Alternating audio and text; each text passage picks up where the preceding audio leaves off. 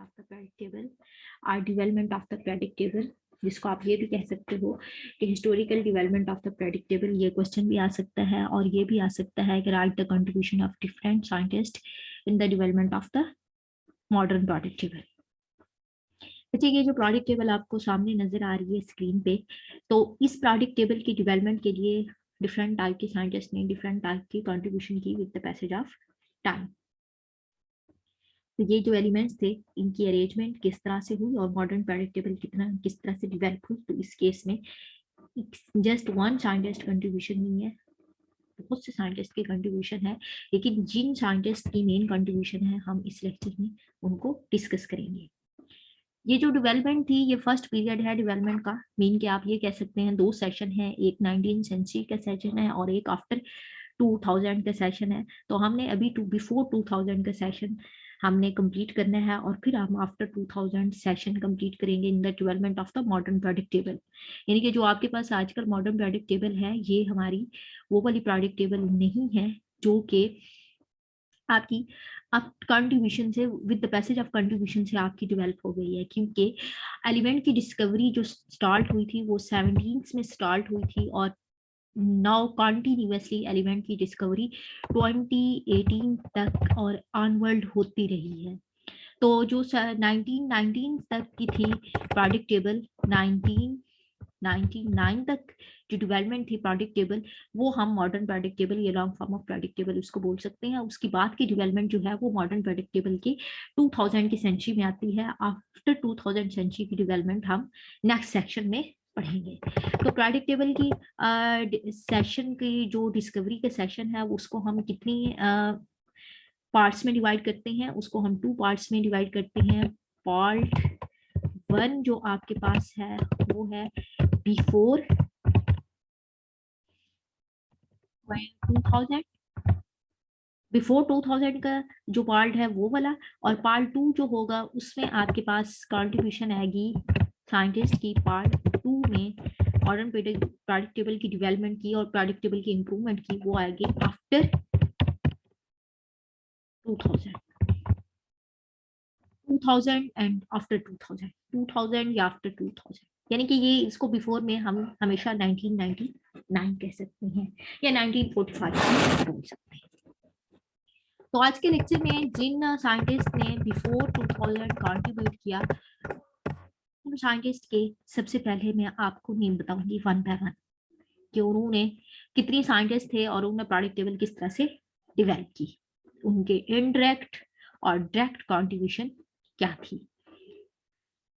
देखिए first one जो scientist आता है, नो डाउट इसकी डायरेक्ट कंट्रीब्यूशन अगर हम देखें तो इनकी प्रोडक्ट टेबल में नहीं है, लेकिन इनडायरेक्ट इनकी कंट्रीब्यूशन प्रोडक्ट टेबल की डेवलपमेंट के लिए बहुत जरूरी है, बहुत ज्यादा है। ये हमारे पास एक मुस्लिम साइंटिस्ट है जो कि केमिस्ट थे, मेडिशियन थे, मैथमेटिशियन थे, एस्ट्रोनॉमी जियोलॉजिस्ट थे भी, इनको इनके पास एस्ट्रोनॉमी के एनालिस्ट भी था।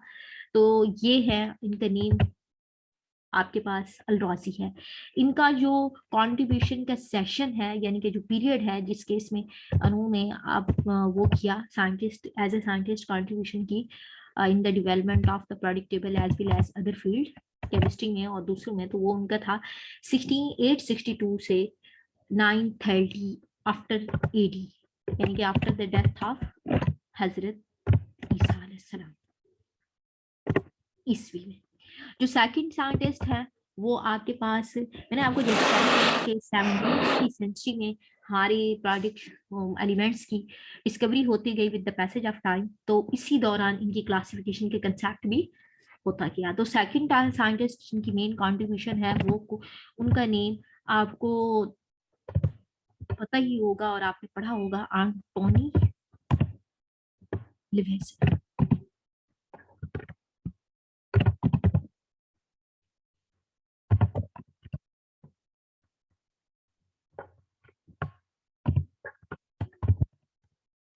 इनकी कंट्रीब्यूशन का जो सेशन है प्रोडक्ट टेबल की डेवलपमेंट में 1789, ये बच्चे इनकी कंट्रीब्यूशन का सेशन है, not their date of birth and date of death. इनकी हिस्ट्री बिब्लियोग्राफी के बारे में भी मैं आपको थोड़ा सा बताऊंगी ताकि आपको ये इंटरेस्टेड हो जाए और आप इनके बारे में कुछ जान सकें। कौन थे, ये किस ताई, कब वफात पाई, कब उनकी कंट्रीब्यूशन थी और किस तरह से इन्होंने कंट्रीब्यूट किया, बैकग्राउंड थोड़ा नॉलेज भी हमें होगा। नो डाउट कि ये इंटरेस्टिंग होगा, लेकिन अगर आप इस कंसेप्ट को इंटरेस्ट वे में पढ़ेंगे, इसको आपने याद तो करना ही है लेकिन मेमोराइज करने की ट्राई मत कीजिएगा। इनकी डेवलपमेंट को इंटरेस्ट वे में पढ़िएगा। जैसे आपकी कोई हिस्ट्री, कोई भी आप हिस्ट्री की बुक पढ़ रही है तो अगर इंटरेस्ट वे में पढ़ेंगे तो आपके लिए उसको मेमोराइज करना मुश्किल नहीं होगा। 1829 दोबारा से रिवाइज कर देती हूँ। फास्ट साइंटिस्ट अल राजी, उनका सेक्शन 862 टू 930 आप याद कर लें, मैं साथ साथ वर्ड पढ़ते जाएं। एंटोनी लुएजर, उनका जो सेक्शन था पीरियोडिक टेबल की डेवलपमेंट का, ये contribution chemistry in the development of the periodic table जो था वो 1789 था। उसके बाद आपके पास है डोब्रिनियन की कंट्रीब्यूशन 1829 थी। अब 1829 के बाद का सेशन होगा जो कि आपके पास है लियोपोल्ड गैमिलन का। लियोपोल्ड गैमिलन का इनका सेशन जो आपके पास है वो है 1843 का। अब जो नेक्स्ट फिफ्थ वन साइंटिस्ट हैं वो, उनका नेम आपके पास बहुत लेंथी है लेकिन हम अभी उनका नेम AEBDE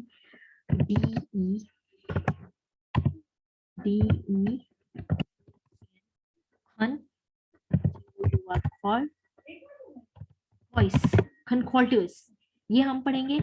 और छनखोल्टियस भी पढ़ते हैं, खनखोल्टियस भी पढ़ते हैं, जो जिस तरह से आप पढ़ ले। 1862 का इनका सेशन था। अच्छा, ये इनकी कंट्रीब्यूशन थी लोथर मायर से पहले और लोथर मायर की फिर बाद में कंट्रीब्यूशन हुई। और इनकी है 1864 में, 2 साल बाद इनकी कंट्रीब्यूशन हुई। इनकी लोथर मायर की, इसको पहले है मैंने लोथर मायर लिख लेती हूँ, NO लो THALOMEYER।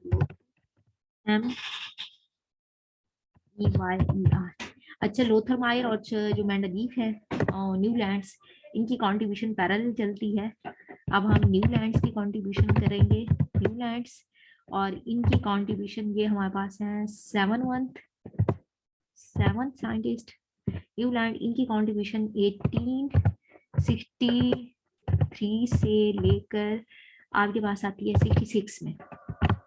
ओके हो गया। अब आपके पास नेक्स्ट जो आते हैं साइंटिस्ट 8th नंबर पे, वो है हेनरिच HNRICH।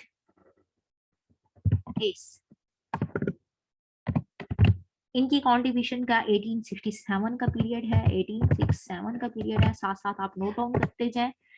अब नेक्स्ट वन साइंटिस्ट हमारे पास, इनके पास मेंडलीफ आते हैं। उनका इंट्रोडक्शन आप FSC में भी पढ़ चुके हैं, उनकी कुछ कंट्रीब्यूशन के बारे में भी आप पढ़ चुके हैं। कुछ साइंटिस्ट और कुछ की कंट्रीब्यूशन के बारे में आप नहीं पढ़ चुके। तो ये जो आपके पास वीडियोस लेक्चर हैं ये बहुत ज़्यादा इंटरेस्टेड होने वाले हैं। आप इनकी कंट्रीब्यूशन जब पढ़ेंगे तो आपको बहुत ज़्यादा इंटरेस्ट डेवलप होगा और आप ये बोलेंगे कि this is actually a concept not written. 71 तक था इनकी कंट्रीब्यूशन जो थी, 69, 70 एंड 71 तक थी। ये इस कंट्रीब्यूशन में मेंडलीफ ने पीरियोडिक टेबल डेवलप की। अच्छा, ये फर्स्ट पीरियोडिक टेबल है जो मेंडलीफ ने डेवलप की। इस टाइम में पीरियोडिक टेबल की डेवलपमेंट हो गई। वो एंशिएंट जरूर थी बट एक टेबल थी जो कि एक्सेप्ट हुई। उसके बाद आपको पता है कि हेनरी मूसले आए, और उन्होंने मॉडर्न मेंडलीफ की पीरियोडिक टेबल, ये आपके पास 10th वन साइंटिस्ट थे, इन्होंने मेंडलीफ की पीरियोडिक टेबल के डिफेक्ट्स को रिमूव किए और 1930 में हमें पीरियोडिक टेबल दे दी, जिसको हम long form of periodic table नहीं बोलते, पीरियोडिक टेबल बोलते हैं। अच्छा जी, ये इनकी एंशिएंट पीरियोडिक टेबल भी थी। अब हम इनको थोड़ा सा डिटेल से पढ़ेंगे। अब हमारे पास जो नेक्स्ट साइंटिस्ट कंट्रीब्यूशन आई वो है एच.जी.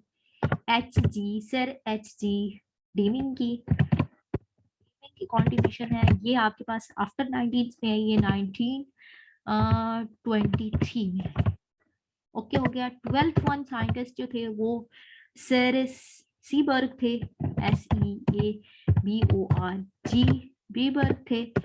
अब इनकी जो कंट्रीब्यूशन का ईयर है वो 1945 है और इन्होंने टेबल दी थी वो 1999 में थी। तो हम ये कह सकते हैं कि इनकी ये कंट्रीब्यूशन का डेवलपमेंट की साइंटिस्ट ने कंट्रीब्यूशन की और आपके पास लॉन्ग फॉर्म जब बिफोर 2000 एक दफा दोबारा सुन लें जल्दी से, मैं आपको रिवाइज कर देती हूँ। बिफोर 2000 में आपके पास अलराजी है फर्स्ट साइंटिस्ट जिनके सेशन था 1862 टू 1930 आफ्टर दैट ऑफ हजरत ईसा अलैहिस्सलाम, जिसको आप ईस्वी बोल देते हैं। और अगर हिजरी की बात करें तो 2050 हिजरी में 2050 हिजरी में ये इनकी पैदाइश थी। ऑन्टोनी लिवर्जर की अगर बात करें तो वो 1789 में है, उनकी कंट्रीब्यूशन थी पीरियोडिक टेबल की डेवलपमेंट के लिए। फिर डेब्रीनियर है, उन्होंने 1829 में कंट्रीब्यूशन की। पर उसके बाद लियोपोल्ड गैमलन है, 1843 में। ये वो वाले साइंटिस्ट है जिनकी कंट्रीब्यूशन जो है वो सहरे फरिश्त थे। इसके बाद भी साइंटिस्ट थे, वो भी कंट्रीब्यूट करने लगे, लेकिन रॉयल सोसाइटी में इनकी कंट्रीब्यूशन को एक्सेप्ट जरूर किया गया, नो डाउट के बाद में रिजेक्टफुल थी। अब उसके बाद AEBD कॉन्फेल्टेस थे जो कि 1862 में है, लोथर मायर 1864 में है, न्यूलैंड्स 63 टू 66 का सेशन था, हेनरिच का 67 का, मेडलीव का 69 टू 71 का सेशन था, और हेनरी मूजले का 1913 का सेशन था। और सर डी, ये इसके स्पेलिंग जी हैं, सॉरी, सर डीमिंग जो थे उनके स्पेलिंग, उनका जो कंट्रीब्यूशन का था वो आपके पास 1923 था। सी बर्ग 45 टू 1999। लेकिन ये जो सेशन है बिफोर 2000 का, यहाँ तक जो एलिमेंट की डिस्कवरी थी वो स्टॉप नहीं हुई, इसलिए पीरियोडिक टेबल की डेवलपमेंट नेक्स्ट सेशन भी हम डिस्कस करेंगे जो कि आफ्टर पर है। सबसे पहले हम पार्ट 1 वाला सेशन डिस्कस करेंगे।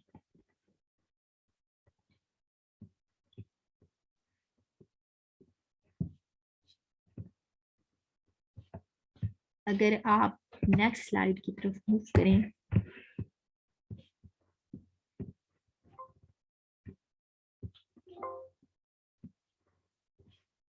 तो हमारे पास साइंटिस्ट जो होते हैं, सॉरी, वो हमारे पास उनका नेम है अबू बकर मोहम्मद इब्ने ज़करिया अल राज़ी।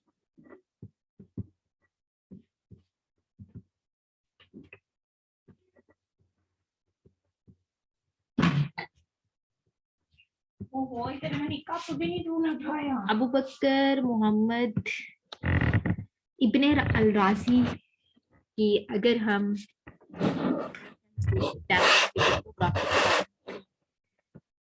तो आपको मैं जल्दी से बता देती हूँ। 2050 हिजरी बा मुताबिक 864 ईस्वी में इनकी पैदाइश हुई।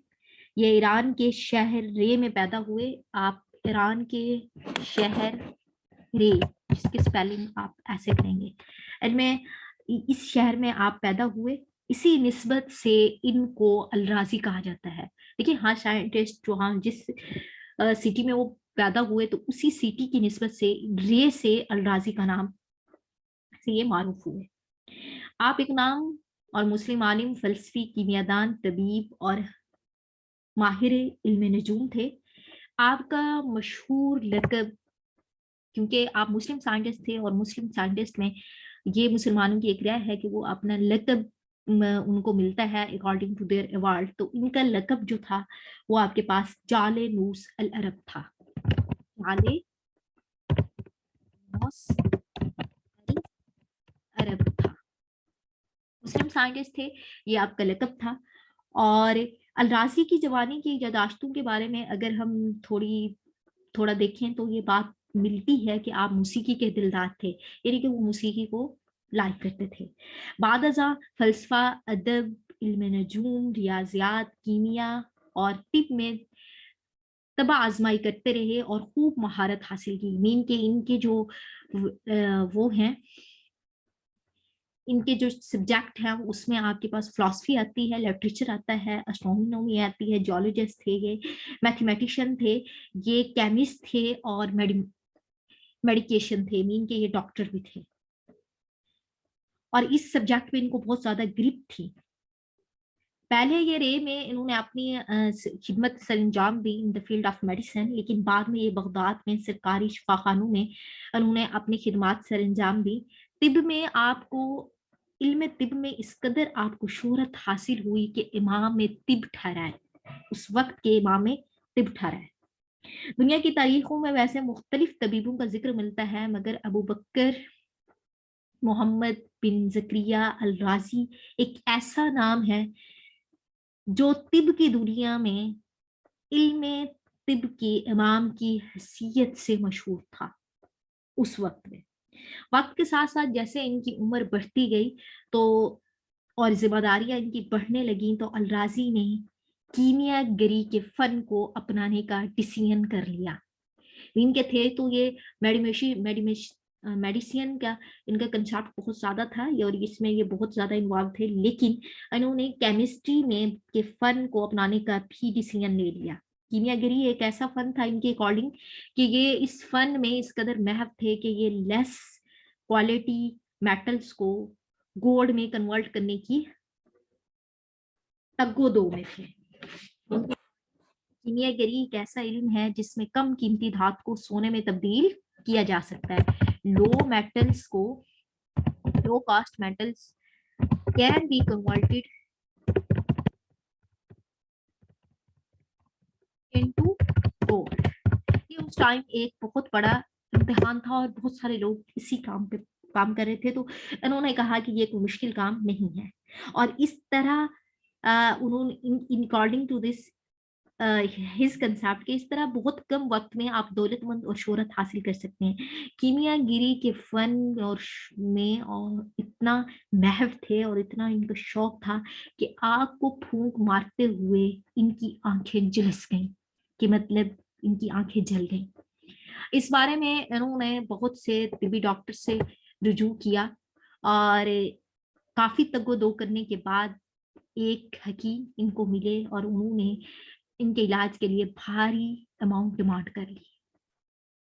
तो इस वक्त अलराजी ने कहा कि असल कीमियागरी तो ये है कि वो जिसने अब तक महज मारी करते रहे वो कीमियागरी नहीं थी।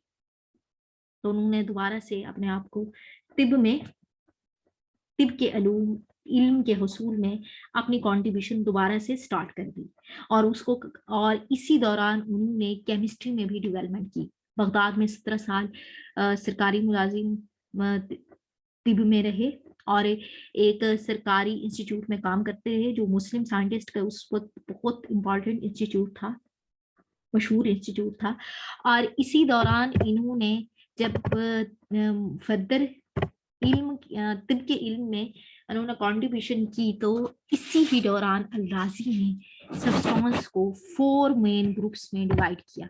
देखिए आप कहेंगे कि मैडम जो हिस्ट्री बताई 4 मेन ग्रुप्स में डिवाइड किया सब्सटेंस को, he divided the substance into 4 main groups.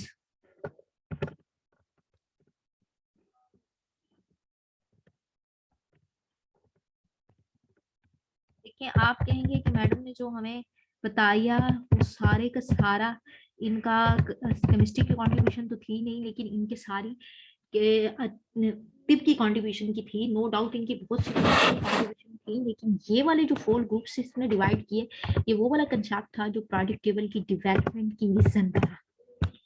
वो फिर 4 ग्रुप्स कौन से थे? एक आपके पास एयर थे और दूसरा आपके पास वेजिटेबल्स थे। सब्सटेंस ने कहा कि वेजिटेबल्स, और तीसरा आपके पास एनिमल्स थे और फोर्थ वन आपके पास मिनरल्स है। अब मिनरल्स की जो मिनरल की क्लासिफिकेशन थी वो इन्होंने फर्दर डिवाइड की 6 ग्रुप्स में, सब ग्रुप्स में। सबसे पहले इनके वोलेटाइल सब्सटेंस थे, सेपरेट वोलेटाइल सब्सटेंस जैसे कि सल्फर, आर्सेनिक ऑक्साइड,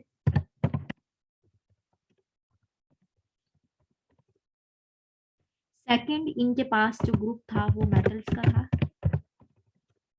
देखेंगे कंट्रीब्यूशन थी इनकी, जिसमें आपके पास गोल्ड, सिल्वर, कॉपर, आयरन ये इन्वॉल्व थी, लेड।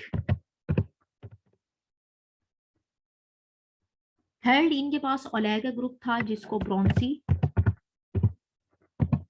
एक ओलेय है जो कि कॉम्बिनेशन है इस form by the combination of iron, copper, zinc, in metal से मिलकर बना होता है ये ओलेय।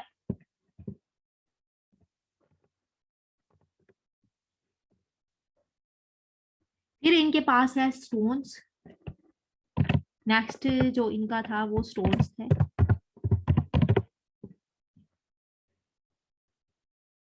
फोर्थ ग्रुप ये थर्ड और ये इनके पास फोर्थ थे स्टोन्स, जिसमें इन्होंने ओर्स आए इनके पास, मिनरल्स आए। फिर उनके पास है मेटालिक सल्फाइड्स और यानी कि सल्फाइड ऑक्साइड्स है इनके पास फिफ्थ ग्रुप में। सल्फाइड्स और ऑक्साइड्स इन्होंने किए। और फिर सिक्स ग्रुप्स में इन्होंने साल्ट्स डिस्कवर किए। ये इनकी कंट्रीब्यूशन थी साल्ट जैसे कि सोडियम क्लोराइड, सोडियम बाइकार्बोनेट। अच्छा ये सब डिस्कवरी में पीरियोडिक टेबल कैसे डेवलप हुई? जब ये डिस्कवरी ने कहा कि एलिमेंट्स जो हैं वो तीन फिजिकल स्टेट में एग्जिस्ट करते हैं, थ्री फिजिकल स्टेट में, लिक्विड, सॉलिड और गैसेस में। मैंने कहा कि एलिमेंट को थ्री इंपॉर्टेंट ग्रुप में डिवाइड करें, इनको क्लासिफाई करें लिक्विड, सॉलिड और गैसेस में, in order to study their chemical and physical property. ये इनकी कंट्रीब्यूशन थी toward the development of the periodic table. No doubt ये इतनी कंट्रीब्यूशन इनकी बहुत इंपॉर्टेंट नहीं थी, लेकिन फर्स्ट कंट्रीब्यूशन थी तो इसलिए हम इनको डिस्कस जरूर करेंगे। ये आप नोट डाउन कर लें। एलिमेंट की क्लास को सब डिवाइड किया फोर ग्रुप्स में, और फोर ग्रुप्स के बाद सिक्स ग्रुप्स फर्दर थे जिनमें आपके पास ऑक्साइड्स है, मेटल्स हैं, ओलेय है, और उसके बाद स्टोन्स, सल्फाइड और साल्ट्स में थे। और एलिमेंट्स को डिस्कवर किया on the base of their physical property, liquid, gases और सॉलिड में।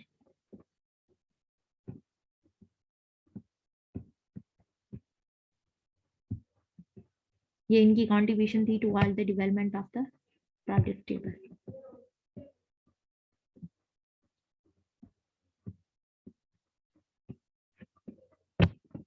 नेक्स्ट वन जो हमारे पास केमिस्ट आते हैं वो हमारे पास आते हैं अल्राजी के बाद एंटोनी लुइसियर। कौन से केमिस्ट आते हैं अल्राजी के बाद? एंटोन लुइसियर। अच्छा, इनकी बिब्लियोग्राफी के बारे में अगर देखा जाए तो ये साइंटिस्ट जो थे एंटोन लुइसियर, ये पेरिस सिटी में पैदा हुए 26 अगस्त 1743 में। इन्होंने इब्तदाई तालीम पेरिस से हासिल की और इनका जो इंटरेस्ट था जिन सब्जेक्ट में वो इनके पास थे botany, chemistry, maths,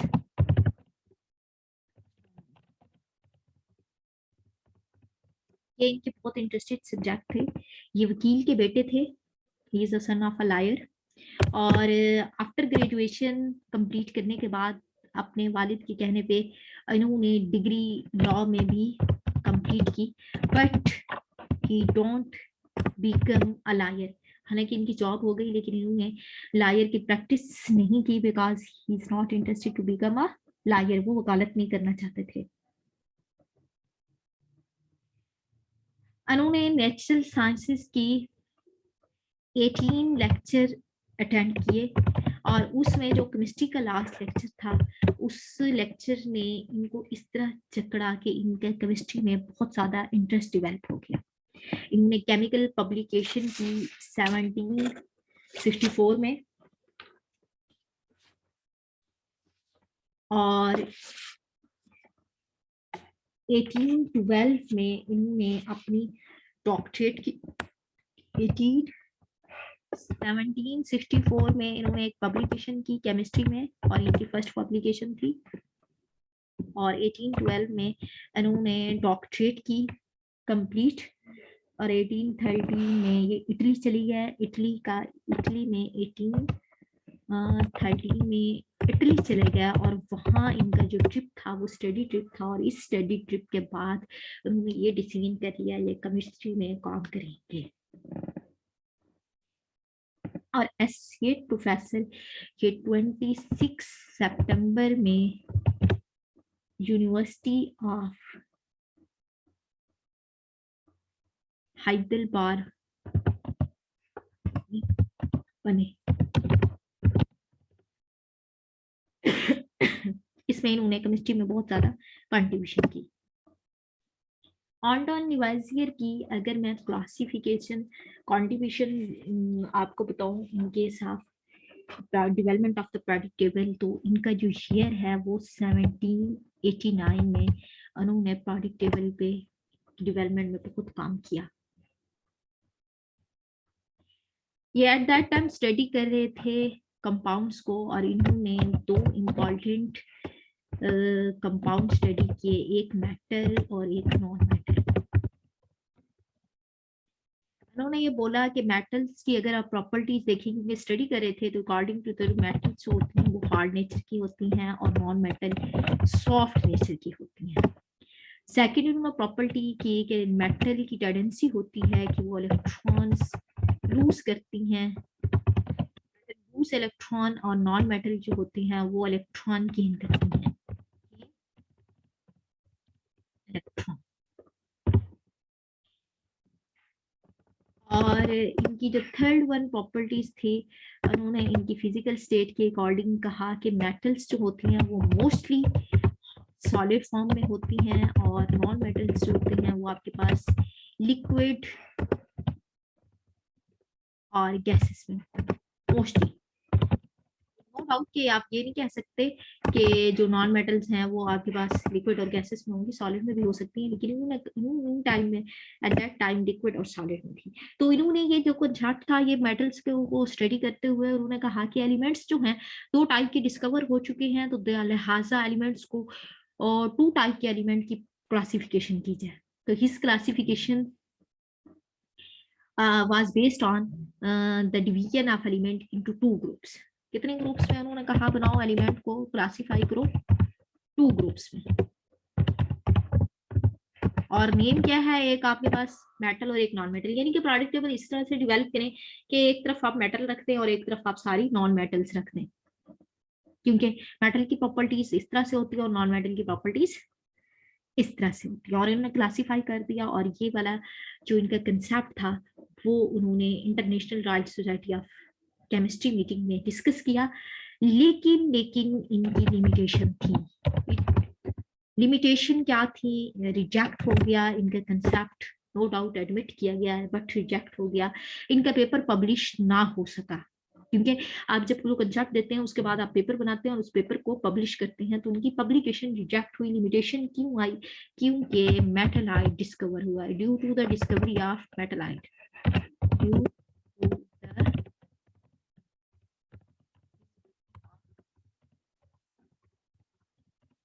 national chemistry union of pure and applied chemistry में मीटिंग में ये कहा गया कि कुछ कंपाउंड ऐसे हैं जो डुअल कैरेक्टर रखते हैं, मेटल्स और नॉन मेटल दोनों की प्रॉपर्टी शो करते हैं, कि आप इधर कहाँ प्लेस करेंगे। तो ऑन्टन लिवाजियर इसका आंसर नहीं दे सके, तो इसलिए इनकी पीरियोडिक टेबल क्लासिफिकेशन जो थी, इनकी पीरियोडिक टेबल वो एक्सेप्ट ना हुई, वो रिजेक्ट हुई। नो डाउट इनकी क्लासिफिकेशन को हम आज भी पढ़ते हैं और पढ़ते ही रहेंगे।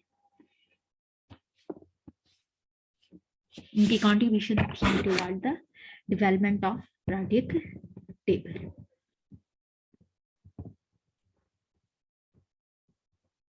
नेक्स्ट हमारे पास जो साइंटिस्ट आते हैं वो हमारे पास आते हैं ऑन्टन लिवाजियर के बाद हमारे पास साइंटिस्ट आते हैं डो ब्रीनियर। कौन से साइंटिस्ट आते हैं, डो ब्रीनियर।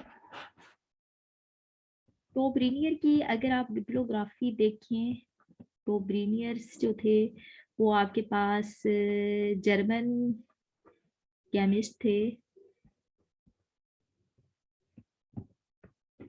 उनको किधर लिख देते हैं ब्लैक कलर से। अच्छा, जो ब्रेनियर की जो डेट ऑफ बर्थ है वो 13 दिसंबर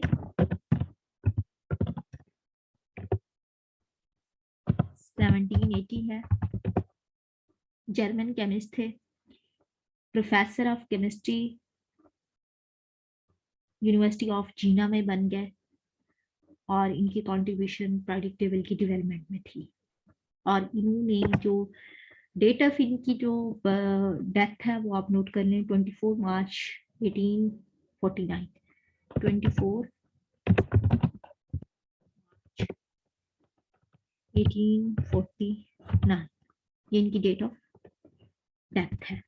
बर्थ इनकी ये है, बर्थ जर्मन केमिस्ट थे, जीना यूनिवर्सिटी में असिस्टेंट प्रोफेसर थे, बने फार्मेसी और केमिस्ट्री के थे दोनों सब्जेक्ट। और ये 24 मार्च 1849 date of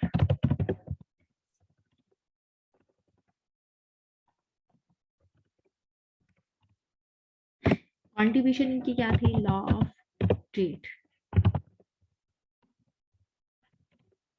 law of trade क्या था, he arranged the element having similar property in a group of 3 set। इन्होंने क्या किया, अरेंज किया एलिमेंट्स को having similar property in the group of 3 set in such a way that the atomic mass of middle element is the approximate average of atomic mass of the other two terminal elements. उन्होंने ट्रेड दिया, उनके according ये था कि अगर आपके 3 similar elements जिनकी प्रॉपर्टी सिमिलर हों और उनमें जो आपके पास फर्स्ट और लोवेस्ट एलिमेंट है, फर्स्ट और लोवेस्ट एलिमेंट को के मैसेस को सम अप कर लें और उनको उनकी एवरेज ले लें तो थर्ड एटॉमिक मैस इक्वल हो जाएगा और उसका की प्रॉपर्टी भी सिमिलर होंगी। तो उन्होंने कहा कि इसी तरह से आप ट्रेड बनाए और इन ट्रेड को आपने क्या करना है, पीरियोडिक टेबल इसी तरह की ट्रेड बना के पीरियोडिक टेबल डेवलप करनी है, यानी कि फर्स्ट सेकंड थर्ड फोर्थ, तो ये तमाम ट्रेड्स आपस में केमिकली रिलेबल होंगे। अच्छा जी, अब इनके ट्रेड जो बने, मैं इसको अगर इंग्लिश में आपको लिख दूं तो आप पहले मैं जल्दी से इंग्लिश में इसको लिख दूं, इनके प्रॉपर्टी इनके ट्रेड की डेफिनेशन को। arrange the element having similar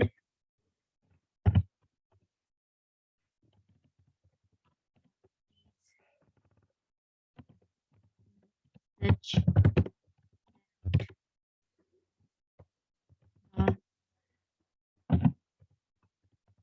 atomic mass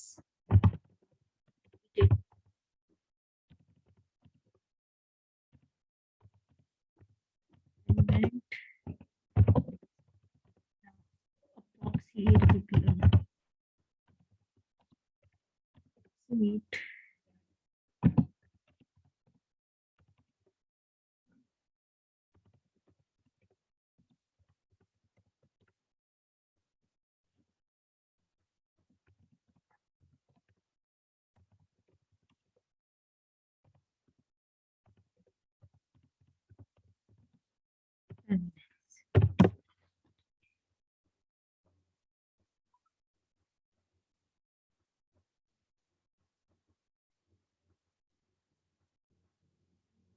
अब देखिए, जैसे कि आपके पास ये एक सेट है ट्रेड का,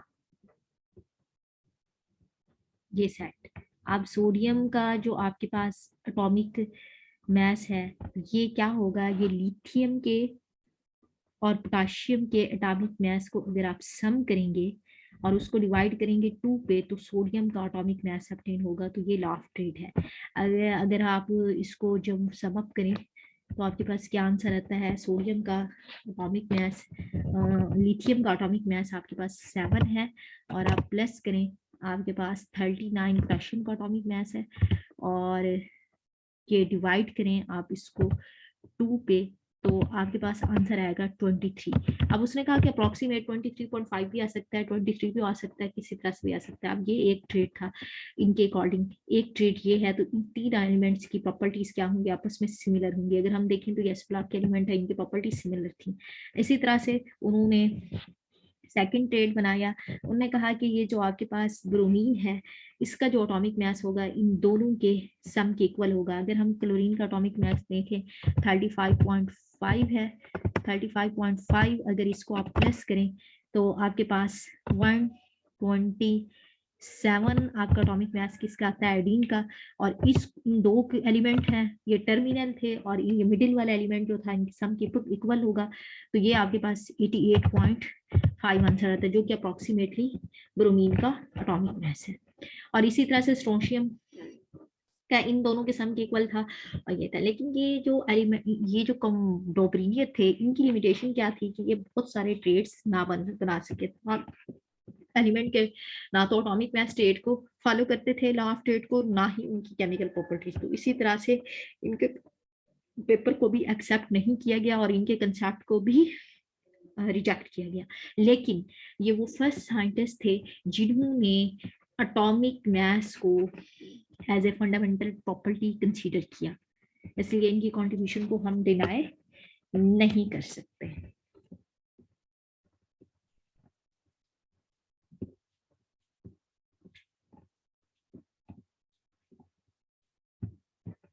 अगर हम नेक्स्ट वन देखें तो हमारे पास जो कंट्रीब्यूशन आती है वो किसकी आती है, ली पॉल्ड गैमली की।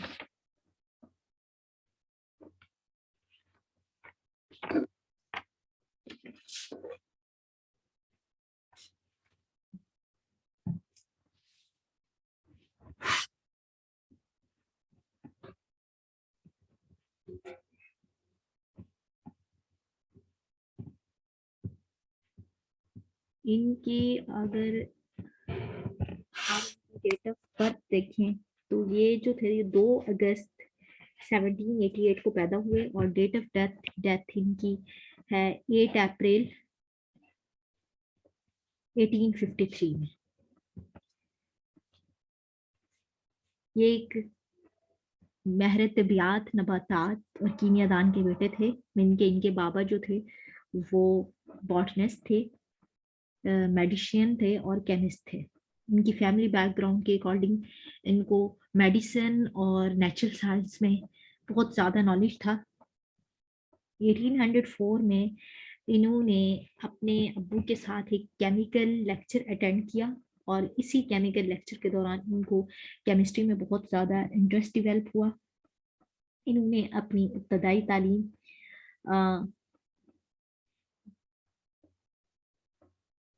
यूनिवर्सिटी ऑफ टोबेगिन में की, टोबेगिन में इन्होंने अपनी तालीम कंप्लीट की, और ये वहाँ अपने कज़न के साथ, 2 कज़न के साथ, अपने रिलेटिव के साथ अपनी तालीम हासिल करने के लिए चले गए।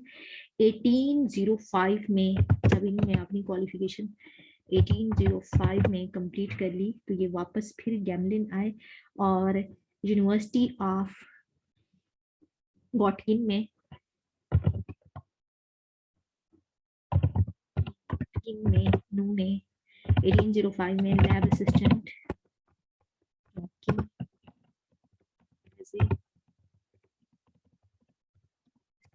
जॉब की, लेकिन इन्होंने अपना शौक खत्म नहीं किया, ये केमिस्ट्री में वर्क करते रहे, और 1809 में इसी यूनिवर्सिटी में ये असिस्टेंट प्रोफेसर बने और अपनी केमिस्ट्री में खिदमात सर इंजाम देते रहे।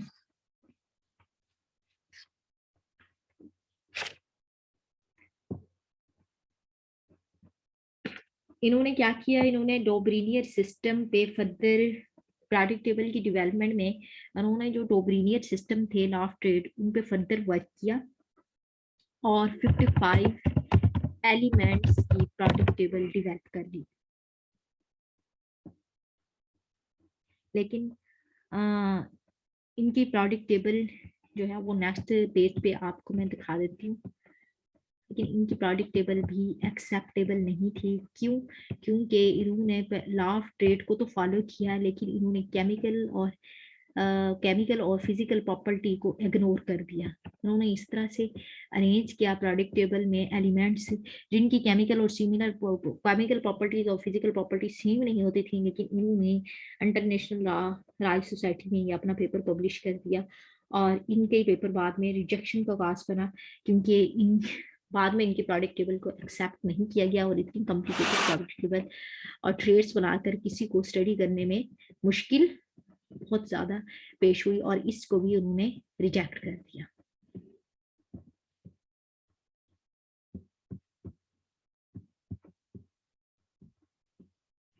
नेक्स्ट जो हमारे पास साइंटिस्ट हैं इस वीडियो में, द लास्ट वन साइंटिस्ट, आज जितनी साइंटिस्ट के बारे में आप पढ़ेंगे वो हमारे पास हैं सर अलेक्जेंडर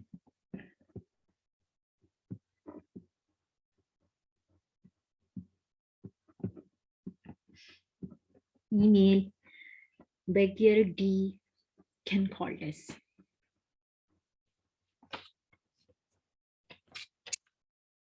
अच्छा, इनके बारे में है कि ये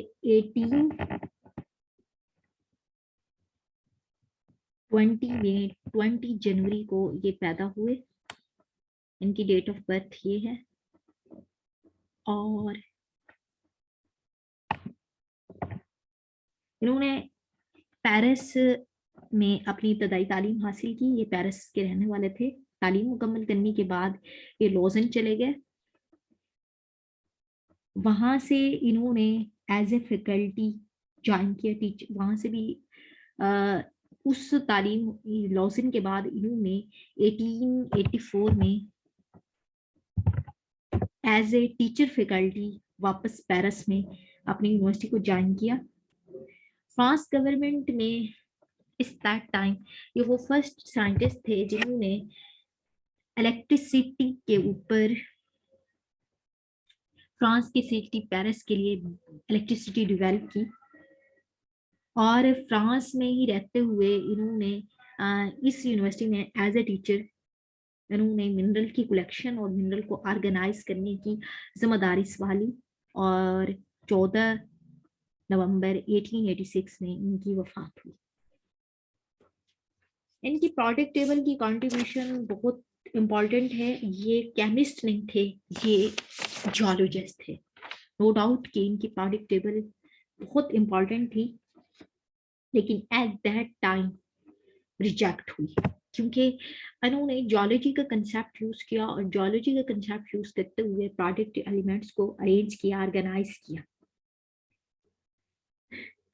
इनकी पीरियोडिक टेबल को हम सिलेंड्रिकल पीरियोडिक टेबल भी बोल देते हैं। इनकी पीरियोडिक टेबल को हम क्लोरिक हेलेक्स मॉडल भी बोलते हैं, क्लोरिक सेक्रियू या स्पाइरल मॉडल भी बोलते हैं।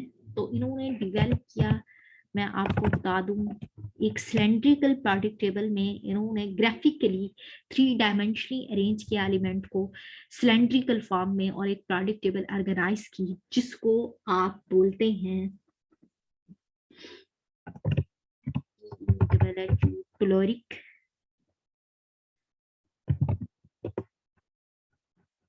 Periodic table, cylindrical periodic table.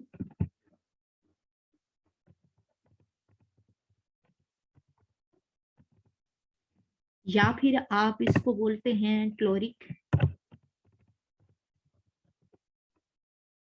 सेक्रियू, या फिर आप बोलते हैं क्लोरिक हेलेक्स, या फिर आप बोलते हैं क्लोरिक सिलेंड्रिकल,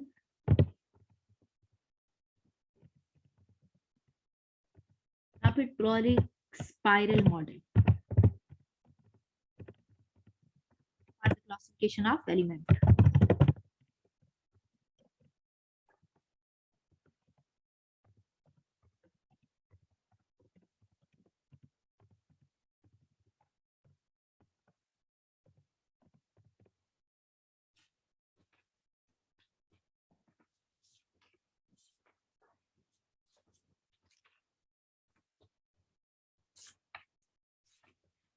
अच्छा, इनके अकॉर्डिंग क्या था, ये ज्वालॉजिस्ट थी तो इन्होंने ज्वालॉजी को कंसेप्ट ऑर्गेनाइज किया और इन्होंने कुछ इस तरह से प्रोडक्ट टेबल दी। ये मैंने पीछे इनका इंटरनेशनल रॉयल सोसाइटी में जो इन्होंने पेपर प्रोडक्ट टेबल पब्लिश की तो वो पीछे मैंने इमेज लगाया हुआ है, लेकिन आप इनके प्रोडक्ट टेबल को कुछ इस तरह से समझेंगे कि ये किस तरह से होगी। देखिए, उन्होंने कहा कि एलिमेंट को आपने अरेंज करना है इन सिलेंड्रिकल फॉर्म।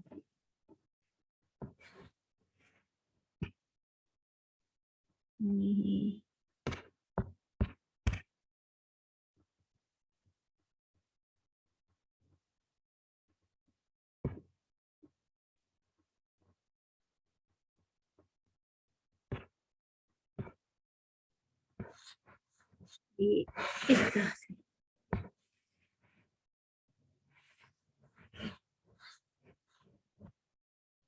ये इन्होंने कहा कि एलिमेंट्स को आप इस तरह से प्रोडक्ट टेबल की सिलेंड्रिकल फॉर्म में अरेंज करेंगे। उन्होंने कहा कि he give a vertical cylinder. अगर हम देखें तो हम ये कह सकते हैं कि he give a vertical cylinder and form a graph. उन्होंने एक वर्टिकल सिलेंडर लिया और उसके ऊपर ग्राफ बनाया और उस ग्राफ के ऊपर product table according to element के इंक्रीजिंग एटॉमिक मास उनको ऑर्गेनाइज किया। अगर मैं इसकी कंट्रीब्यूशन आपको स्टेटमेंट में लिख के दूं तो मैं आपको ये भी बता दूंगी कि इस मॉडल को हम टेलेरिक्स हेलेक्स मॉडल क्यों बोलते हैं और इनकी क्या कंट्रीब्यूशन की होती है। ही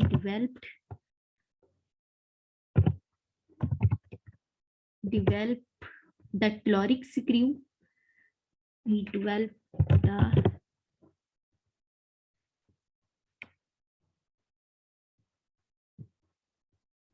he developed the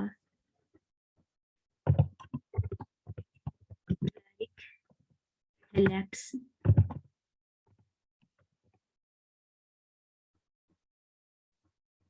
by arranging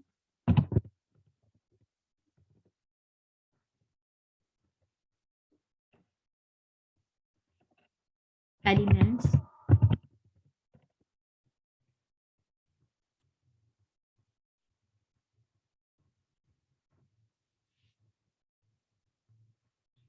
in three-dimensional way,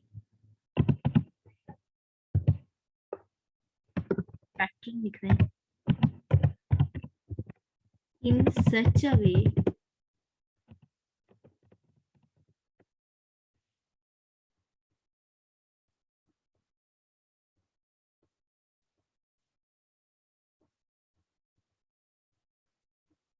every element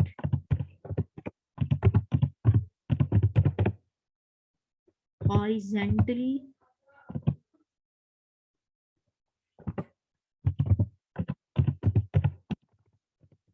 placed after 45 degree apart.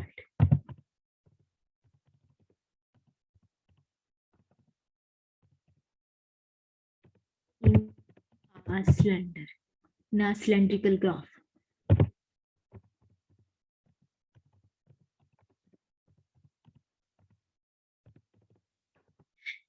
देखिए आप, उन्होंने टोलेरिक हेलेक्स इस तरह से डेवलप किया कि उनकी जो सिलेंड्रिकल प्रोडक्ट टेबल थी उसमें थ्री डायमेंशनली जब उसने एलिमेंट को ऑर्गेनाइज किया, पैटर्न में अरेंज किया, तो जो हॉरिजेंटली एक एलिमेंट दूसरे एलिमेंट से 40 डिग्री अपार्ट लाई करता था ग्राफिकल ग्राफ के ऊपर, सिलेंड्रिकल ग्राफ के ऊपर, और उस ग्राफ को उसने प्रोडक्ट टेबल के अराउंड लपेट दिया। तो इसको आप क्या कहते हैं, टेलुरिक हेलिक्स मॉडल। इसकी फर्दर एक्सप्लेनेशन मैं आपको नेक्स्ट उस पे देती हूँ, समझा के बताती हूँ नेक्स्ट स्लाइड पे। ये देखिए, तो मुझे ये देखिए, ये इसका टेलुरिक हेलिक्स मॉडल। क्या किया है, ये इसका, ये तो वो उसकी ओरिजिनल पैटर्न था, और इस ओरिजिनल पैटर्न से ये वाला हमने समझने के लिए बनाया हुआ है। ये एक आपके पास सिलेंड्रिकल प्रोडक्ट टेबल है जो कि ग्राफ के ऊपर ड्रॉ की हुई है। अब आपके पास एलिमेंट कहाँ कौन से थे इस ग्राफ के, ये जो फर्स्ट पोर्शन है ये वाला है। इसमें ऐसे है कि हाइड्रोजन, हाइड्रोजन के बाद lithium, lithium beryllium, carbon, nitrogen और ऑक्सीजन। ये इंक्रीजिंग एटॉमिक मास आपने एलिमेंट्स को अरेंज किया हुआ है। और किस तरह से किया हुआ है, जो इस ग्राफ की जो वर्टिकल लाइन है वो फर्दर 60 लाइन पर मुश्तमिल है। यानी कि यहाँ से लेकर आप यहाँ तक जब एक सर्कल कंप्लीट करते हो तो इस सर्कल में जो वर्टिकल लाइंस होंगी वो कितनी होंगी, वो 60 लाइंस होंगी। तो आपका हर एलिमेंट 60 एलिमेंट का चक्कर लगा के फिर नेक्स्ट कंप्लीट होगा। अब जो नेक्स्ट आपके पास सर्कल आएगा तो उस केस में आपके पास जो ये वाला एलिमेंट है वो इस एलिमेंट की प्रॉपर्टी से रिजिम्बल करता होगा। जैसे सोडियम के यहाँ लिथियम है, तो लिथियम के नीचे ये आपके पास कौन सा एलिमेंट आया, सोडियम आया, ऑक्सीजन नहीं आया। 60 राउंड सर्कल के बाद ऑक्सीजन के और नीचे आपके पास जो एलिमेंट आएगा वो सल्फर आएगा। ऑक्सीजन के ऊपर कोई भी एलिमेंट नहीं है। देखें ये ऑक्सीजन है डॉट, तो इस हेलिक्स के अकॉर्डिंग ऑक्सीजन कहाँ लाई करती है, इसमें, और इसके साथ लाई करती है, तो उसके साथ आपके पास कोई भी एलिमेंट एग्जिस्ट नहीं करता। और ऑक्सीजन के 60 लाइंस के बाद एक सर्कल कंप्लीट करने के बाद ऑक्सीजन के एग्जैक्ट नीचे क्या आई, आपके पास सल्फर है। और इसी तरह से लिथियम के एग्जैक्ट नीचे आपके पास क्या आई, सोडियम और बेरिलियम, उसके एग्जैक्ट नीचे मैग्नीशियम आई, कार्बन के एग्जैक्ट सिलिकॉन, नाइट्रोजन के एग्जैक्ट फास्फोरस, और फिर ऑक्सीजन के एग्जैक्ट सल्फर है। तो इसने इसके अकॉर्डिंग के इसने क्या ऑब्जर्व किया, उसने ये ऑब्जर्व किया कि हमारा जो ग्राफ है वो उसकी जो वर्टिकल लाइन है वो 60 पार्ट्स में डिवाइडेड है। कि एक ग्राफ यहाँ से मैं अगर वर्टिकल लाइन काउंट करूँ तो यहाँ से 1, और ये पूरा सर्कल जब कंप्लीट करेगा तो 60 लाइन पर मुश्तमिल होगा। और हर एलिमेंट जो हॉरिजेंटली प्लेस होगा इस कर्व में प्लेस होगा। ये तो छोटे थोड़े एलिमेंट को दिखाया गया है ना, जब आप मजीद ऐड करेंगे तो ये जो एलिमेंट है ये 90 डिग्री अपार्ट दूर होगा। जैसे ऑक्सीजन हाइड्रोजन से 90 डिग्री अपार्ट दूर होगी, सॉरी 45 डिग्री अपार्ट दूर होगी। और उसने ये भी बात की, उसने कहा कि हाँ he observe that 16 are multiple of 16 atomic mass differences element have same chemical property. उस इसके अकॉर्डिंग ये था कि आपके पास 16 होगा एलिमेंट, और जो नेक्स्ट होगा वो मल्टीपल ऑफ 16 होगा। यानी कि 16 और अगला जो कौन सा होगा 32। तो 16 की जो केमिकल प्रॉपर्टी होंगी ये मल्टीपल ऑफ 16 से बिलोंग करेंगी हर लाइन में। तो ऑक्सीजन की केमिकल प्रॉपर्टी किससे बिलोंग करेंगी, सल्फर से। तो 16 या मल्टीपल ऑफ 16 के जो एटॉमिक मैसेज के एलिमेंट होंगे उनकी सेम केमिकल और फिजिकल प्रॉपर्टीज होंगी, ये उसने बोला। और इसका जब पूरा प्रोडक्ट टेबल देखा गया तो इसके सेंटर में टोलोरियम आ गया। तो इस हेलिक्स के सेंटर में टोलोरियम होने की वजह से इसको हम क्या बोलते हैं, telluric helix model. Tellurium is placed in the middle of his spiral arrangement. That's why this model is known as Telluric helix model.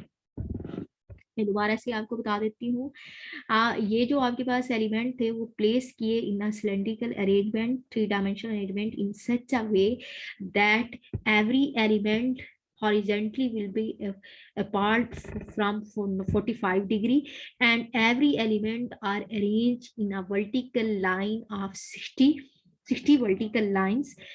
According to this arrangement, he observed that 16 or multiple of 16 atomic mass difference element will show same chemical and physical properties, and the tellurium will be placed in his product table in the center, so that's why it is known as telluric helix atomic model. इसके model को समझना बहुत ज्यादा मुश्किल था। देखिए आपको भी डिफिकल्ट नजर आ रहा होगा। तो जब इसने इंटरनेशनल रॉयल सोसाइटी में अपना ये पेपर पब्लिश किया तो इसके पेपर को एक्सेप्ट करने से रिजेक्ट किया गया। ये इसके पेपर की एक्चुअल फॉर्म है जो उसने इस एट दैट टाइम पब्लिश किया था। नो डाउट कि इसका जो प्रोडिक्ट टेबल था वो हमारी मॉडर्न प्रोडिक्ट टेबल से भी आज मैच करता है, लेकिन ये जियोलॉजिस्ट था तो इसने जियोलॉजी के कंसेप्ट को यूज करते हुए इतना मुश्किल कर दिया। अब आप देखिए इस टाइम में तो यही एलिमेंट डिस्कवर हो चुके थे। अब अगर प्रोडिक्ट टेबल को हम इस सिलेंड्रिकल 60 लाइंस में अरेंज कर दें तो हम कैसे डिफ्रेंशिएट करेंगे कि हाइड्रोजन के नीचे कोई एलिमेंट आया कि नहीं, और ऑक्सीजन के नीचे, फर्दर सल्फर के नीचे कौन से एलिमेंट आए। तो वो जो तमाम एलिमेंट हैं उनका गैप इक्वली 45 डिग्री पे एलिमेंट को आइडेंटिफाई करना बहुत ज्यादा मुश्किल, और हर 16 एलिमेंट की प्रॉपर्टीज को या मल्टीपल ऑफ 16 की सिमिलर मल्टी प्रॉपर्टीज को डिटेक्ट करना बहुत ज्यादा मुश्किल। हम तो फिर कैलकुलेशन में ही पड़ गए, ऐसी प्रोडक्ट टेबल रिजेक्ट हो गई। ये इसकी लिमिटेशन थी। बट नो डाउट इसने एटॉमिक मास को फंडामेंटल प्रॉपर्टी कहा और इसकी product table modern product table से भी मैच कर गई। लेकिन इसका पेपर रिजेक्ट किया गया। किस में, कब रिजेक्ट किया गया? 1978 में। ओके हो गया। ये हमारे पास टोलेरिक हेलाक्स मॉडल है। मैं दोबारा से बता देती हूँ, ये साइंटिस्ट जो थे ये फ्रेंच जियोलॉजिस्ट थे। इन्होंने ये फर्स्ट वन थे जिन्होंने एटॉमिक वेट को फंडामेंटल प्रॉपर्टीज कंसीडर करते हुए प्रोडक्ट टेबल को डिवेल्प किया और एलिमेंट को on the base of increasing atomic number 3 dimensional way में in such a way arrange किया कि every element will be horizontally apart at 45 degree and vertically distributed into 60 vertical lines in his 3-dimensional cylindrical graph paper, and each 16 or multiple of 16 element show same chemical and physical property, and thorium was the center of his helix. That way it is known as thoric helix model. No doubt he published the paper in he published her paper in 1978 in International Royal Society Committee, but they rejected because this model was too much complicated and they don't such complicated model. उन्होंने कहा कि astronomy तो आप geologist हैं तो हम इतना मुश्किल प्रोडक्ट टेबल कैसे अंडरस्टैंड करेंगे जो कि एक साइंटिस्ट को समझना भी बहुत मुश्किल है। तो एक डेली बेसिस पे एक स्टूडेंट कैसे अंडरस्टैंड कर लेगा। आज के लेक्चर में इतना ही। आपको अगर कोई चीज़ समझ ना आई वो आप कमेंट बॉक्स में पूछ सकते हैं, और आपको कैसा लगा ये लेक्चर, इंटरेस्टिंग लगा या नहीं लगा, तो आप कमेंट करके भी बता सकते हैं। बच्चे इस लेक्चर को नोट डाउन करें A to Z और एज इट इज इसको नोट डाउन करते जाएं। इसलिए मैंने आपको बहुत आराम से पढ़ाया है ताकि आप नोट डाउन करते जाएं और इसको तैयार कर लें। आप इसको तैयार करने के लिए इंटरेस्ट लेकर पढ़ें।